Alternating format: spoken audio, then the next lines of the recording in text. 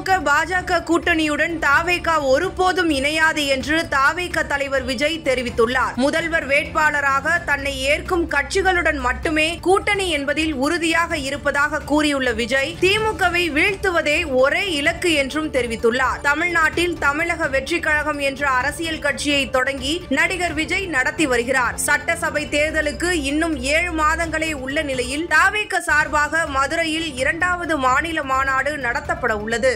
August 21ஆம் தேதி நடக்கும் இந்த மாநாட்டின் பணிகளில் தாவேகா தலைவர் விஜய் கவனம் செலுத்தி வருகிறார். தென் மாவட்டங்களை ஒருங்கிணைக்கும் வகையில் இந்த மாநாடு ஏற்பாடு செய்யப்பட்டு வருகிறது. மொத்தமாக 500 ஏக்கர் நிலப்பரப்பில் சுமார் 10 லட்சத்திற்கும் அதிகமான தாவேகாவினர் கூட உள்ளதாக அக்கட்சியினர் கூறி வருகின்றனர். இதற்கான ஏற்பாடுகளை தாவேகா பொதுச் செயலாளர் புசி ஆனந்த் முன்னின்று நடத்தி வருகிறார். பின்னர் விஜய் சுற்றுப்பயணம் மக்கள் மத்தியில் தாக்கத்தை ஏற்படுத்தும் என்று பார்க்கப்படுகிறது.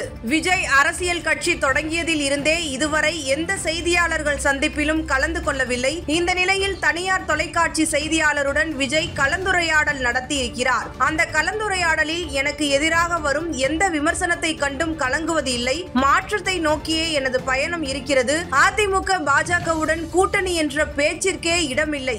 எந்த காரணத்தை கொண்டும் பாஜகவுடன் கூட்டணி அமைக்க மாட்டோம். அதேபோல் முதல்வர் வேட்பாளர் யார் என்பதில் தெளிவாக இருக்கிறோம். ஏற்கனவே அறிவித்ததை போல என்னை முதல்வர் வேட்பாளராக ஏற்கும் கட்சிகள் எங்களுடன் கூட்டணிக்கு வந்தால் ஏற்றுக்கொள்வோம். தாவேகாவின் ஒரே இலக்கு திமுகவை வீழ்த்துவது மட்டும்தான். அதில் எந்த சமரசமும் கிடையாது என்று தெரிவித்துள்ளார். இதன் மூலமாக தாவேகா இம்முறை தனித்து போட்டியிடவே அதிக வாய்ப்புகள் உள்ளதாக பார்க்கப்படுகிறது. திமுக மற்றும் அதிமுக ஆகிய இரு கட்சிகளும் பெரிய அளவில் கூட்டணி அமைத்திருக்கும் சூழலில் விஜய் தனித்தே போட்டியிடுவார் என்று எதிர்பார்க்கப்படுகிறது.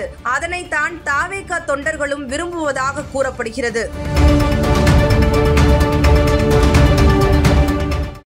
அண்ணாமலையோடு ராகுல் காந்தி ஒப்பிடவே முடியாது.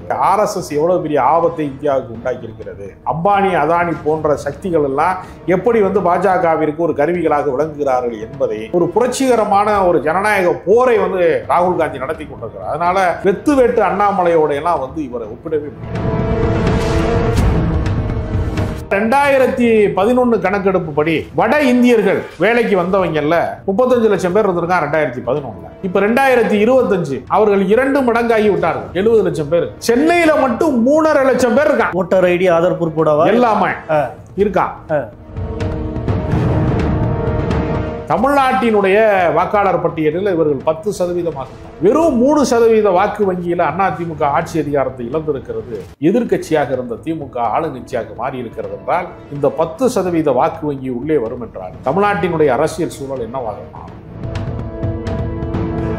டாஸ்மார்க் இருக்கிற இடத்தம் ஒரு கமர்ஷியல் காம்ப்ளெக்ஸ், கிட்டத்தட்ட 40 பேர் குடியிருக்கிறாங்க வாக்காளர்கள். சிங்கிள் பெட்ரூம் இருக்கிற சின்ன வீட்டில் 69 பேர் குடியிருக்கிறாங்க என்று வாக்காளர் பட்டியலுக்கு ஒரே முகவரி தருகிறார்கள். தேர்தல் ஆணையம் இவ்வளவு பெரிய திருடர்களின் ஆணையமாக மாறிவிட்டதோ என்று சொல்லக்கூடிய அளவிற்கு உள்ளிருப்பு வேலை நிறைய நடந்திருக்கிறது.